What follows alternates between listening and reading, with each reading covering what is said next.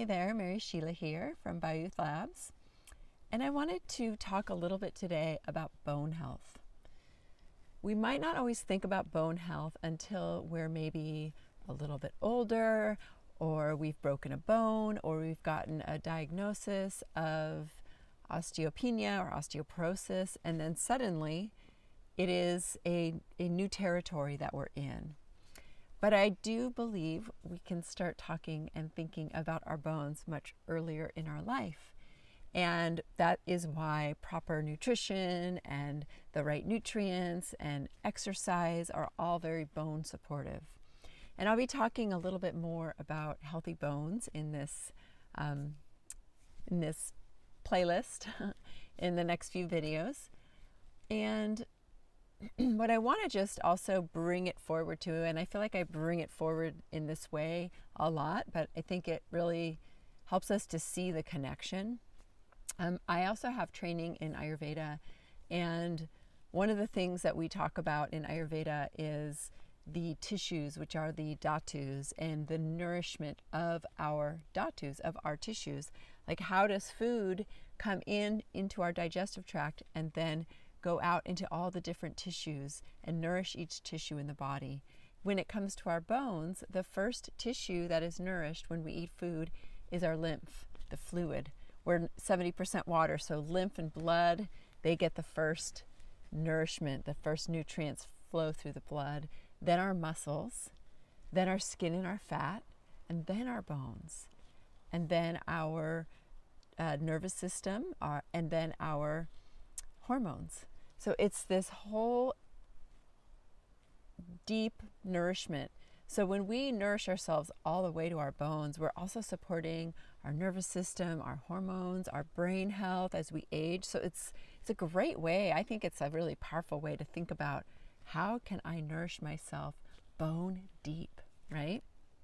And the recurring theme that I keep talking about is the importance of managing our stress. And our hormones have a lot to do with bone health. There's one hormone in particular called cortisol, and we release that from our adrenal glands, partially in response to just the circadian rhythms of the day. It's high in the morning to help us get up and go, and it's lower in the afternoon and evening to help us to calm down and relax. But it's also released in any response that we have to stress.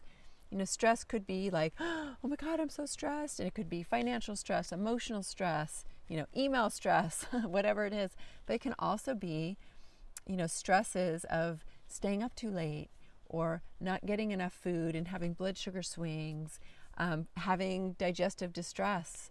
And there's a lot going on in the gut. So there's a lot of reasons why our cortisol might be high. And when cortisol is high, the body becomes more catabolic. Cortisol is a catabolic hormone. If it comes up high and we have like low blood sugar or whatever, it's going to help us release stored glucose, which is called glycogen, but then it's going to start going after other tissues like muscles to give us energy. So if it's high for a long period of time, we become more catabolic. We start breaking down more. And that is something we don't want to be happening, because that's going to start to affect the bones too. If we're not constantly rebuilding and renourishing, and we're more breaking down than we are building up, that becomes a problem. And that is kind of what happens in osteoporosis anyways. And it's also part of aging. Our bones are not the same bones that we had when we were little. When we were little, they were almost more spongy and soft. And when we were, middle of our life, we were building strong bones. And as we get older, especially after we go through menopause or andropause, our bones don't rebuild as fast as they break down. So it is natural, but the stress and the high cortisol can quicken that.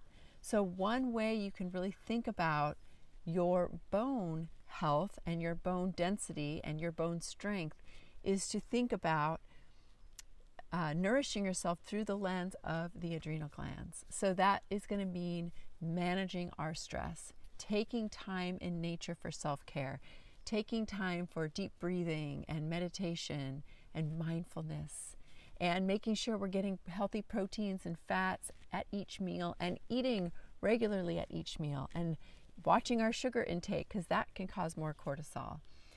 So there's a lot of things that we kind of know we could do. And I mean, I think what's powerful sometimes is when you hear this connection of stress to bone density, we can all think, well, what's the one thing I can do to make a difference right now because of this particular stress? It could be for some of you like, gosh, I just need to make time to eat breakfast. Or maybe I don't need to drink that much coffee because I know it's affecting my sleep. Or I just need to get to sleep earlier. Or I want to start exercising or getting out on walks because I feel really good when I'm outside in nature. So I want you just to think about what you can do to support your adrenal glands in saying, instead of being on all the time, right? Because we want our adrenal glands to be like, yeah, we're just relaxing today. It's Sunday, we're relaxing, or whatever. You know, they need to rest as well as just our whole being, because they're our first responders, always helping us to stay focused. So that's your homework today, is to think about what you can do to reduce the stress in your life. It could be super simple. It could be more complicated, but you can make it as simple as you want. And know that when you do that, you are actually supporting your bone health. And again, bones being nourished is a deeper level of nourishment. Then you're also producing or supporting your brain. So it's a win-win. All right, I hope this is helpful. And please share any comments or what your one thing's going to be with me in the comments. And I hope to see you in the next video. Have a great day.